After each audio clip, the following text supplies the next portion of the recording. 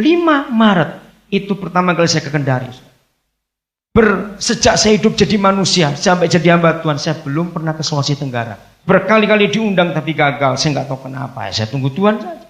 Ternyata hari itu anak saya menikah. Saya ngangkat anak dari anak Maluku Utara. Sekarang ada di daerah Karangasem. Dan dia adalah penginjil pertama untuk suku itu. Lalu dia menikah dapat orang Kendari. Maka saya datang memberkati pernikahannya. Lalu beberapa teman pendeta tahu. Dia bilang, Koden, masa Koden datang cuma ngawinkan anak. Lalu suruh apa? Ya buat KKR. Oh silakan. Nah saya itu kalau pergi kemana-mana ada waktu panjang, saya ngajak grup musik dari Bandung, UX Band. Sudah 11 kali saya pergi dengan mereka. Dan grup ini hebat. 11 kali pergi bayar tiket sendiri. 3 kali ke Malaysia, 2 kali ke Singapura, 1 kali ke Australia, 1 kali ke Eropa. Dan sisanya masuk ke pedalaman, Kalimantan Timur, sampai ke Papua. Hebat mereka.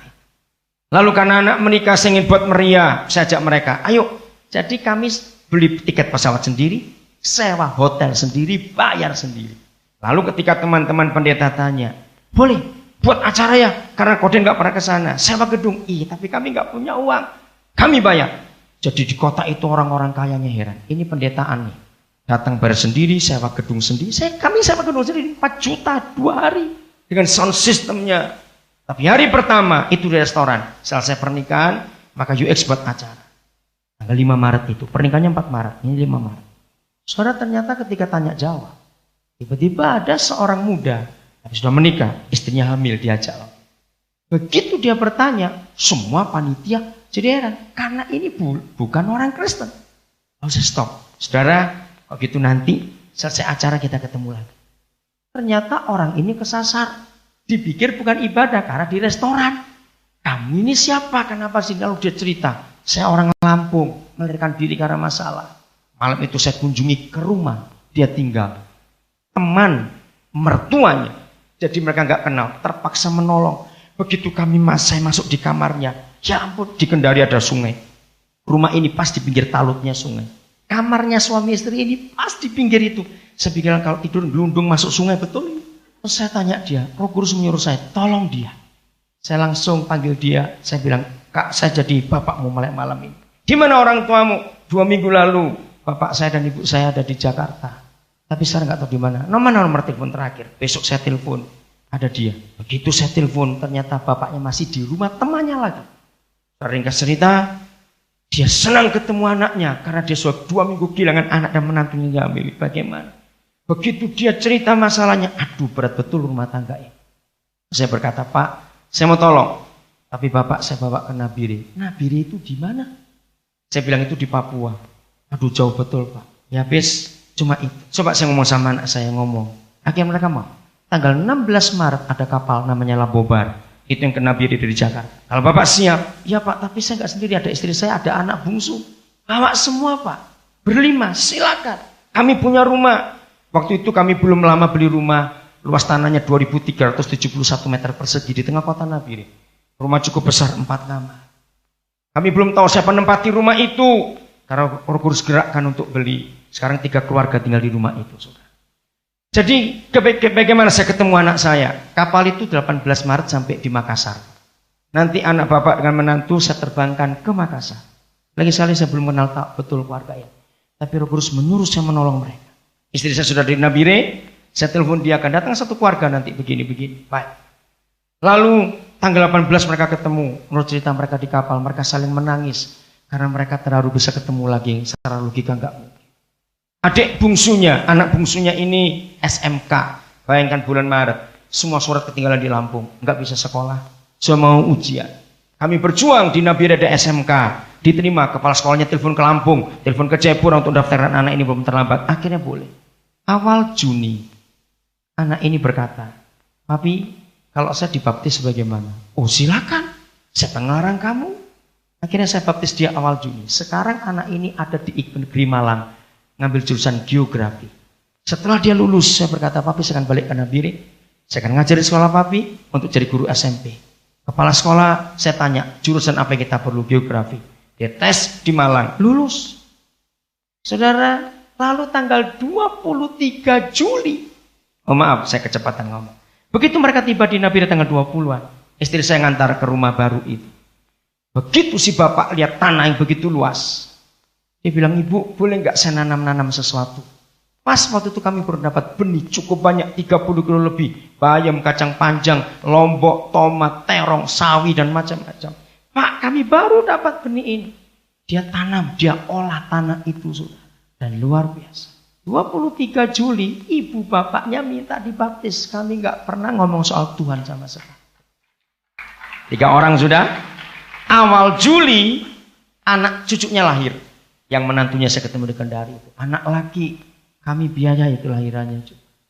Tanggal 1 September yang lalu, suami istri yang saya ketemu di Kendari itu memutuskan mau dibaptis. Jadi 5 orang saya baptis semuanya. Padahal kami nggak berbuat apa-apa untuk menyatakan Yesus. Dengan kasih saja orang kan terima.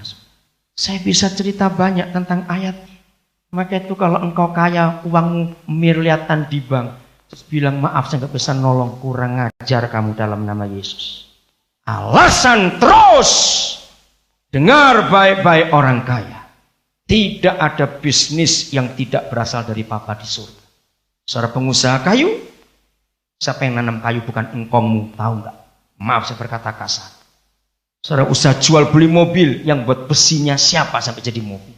Saudara punya usaha restoran, siapa yang menumbuhkan semua bahan makanan, dan siapa buat daging yang kau jadikan masakan di restoran? Semua Tuhan. Betul? Apa usaha saudara? Apa usaha suami saudara? Ayat 8 masih Ayub 22. Tetapi orang yang kuat, ini kejahatan. Tetapi orang yang kuat, dialah yang memiliki tanah. Maka itu orang-orang kaya yang tanahnya berhektar-hektar tapi nganggur. Dan saudara tidak memberi pinjaman kepada orang yang memerlukannya. Engkau jahat. Wah, kok kalau diserobot bagaimana? Kan ada notaris. Buat surat perjanjian. Suruh pakai. Yang punya investasi banyak tanah nggak dipakai. Bertobatlah kalau saudara nggak menolong orang yang lapar. Dan orang yang disegani, dialah yang mendudukinya. Janda-janda kau suruh pergi dengan tangan hampa. Jadi Ayub itu sesalah ini. Dan lengan yatim piatu kau remukkan. Itulah sebabnya engkau dikelilingi perangkap dan dikejutkan oleh kedahsyatan dengan tiba-tiba. Saudara, kalau kita diberkati lalu gak ingat orang lain, ini hukumannya. Tiba-tiba anak mati, tiba-tiba kekayaan habis, tiba-tiba semua. Inilah new season dalam konvensi ke-6 ini, katakan amin. Season bukan masa, seharusnya memang agak sulit terjemah bahasa Indonesia. Tapi yang tepat itu musim. Tapi agak sulit juga mengerti musim baru, musim apa. Nah saya percaya, kalau tadi kita mendengar kesaksian Ibu Ketua Nasional kita, mengapa tema ini muncul. Tuhan ingin Indonesia punya musim baru. Dan dimulai dari perempuan-perempuan terhormat ini, katakan amin. Dari Aglo Indonesia, negeri ini akan punya musim yang baru. Amin. Lalu siapa yang kita harus urus lebih jauh lagi dalam kehidupan ini? Karena waktu, saya langsung lompat ayat 21. Lalu Elifas orang Teman ini mengingatkan Ayub. Ayub, berlakulah ramah terhadap dia. Ternyata banyak orang Kristen tidak ramah terhadap Tuhan. Sangat tidak ramah. Dalam hal apa? Supaya engkau tentram. Kalau kita enggak ramah. Dengan demikian engkau memperoleh keuntungan. Pendeta-pendeta yang punya satpam di depan rumahnya itu enggak ramah dengan Tuhan. Saya itu akan ngomong kepada pendeta yang punya satpam di rumahnya. Untuk apa rumahmu pakai satpam? Kamu bukan selebritis. Dosanya 4 pendeta seperti itu. Kalau pendeta saudara begitu, sampaikan pesan ini. 1. Gaji satpamnya itu cukup untuk menghidupi berapa keluarga pendeta di desa. Ya atau tidak? Nomor 2 dosanya. Pendeta itu kan gembala. Untuk apa takut dengan umatnya ditemui? Betul? Kalau gembala jam berapapun terbuka rumahnya. Lalu alasannya, saya pernah tegur pendeta punya satpam. Ya, Daniel nggak tahu. Berkat Tuhan itu melimpah di rumah kami. Kekayaannya banyak. Nah, Yesus bilang, jual untuk orang miskin. Kalau kekayaanmu banyak, maka engkau timbun di rumah. Sehingga kalau kekayaanmu banyak, maka itu perlu satpam. Kalau enggak banyak, enggak usah satpam. Dosa keempat. Markus 2 menulis, di mana ada Yesus, orang berkerumun. Kalau pendeta rumahnya ada satpam, orang takut masuk.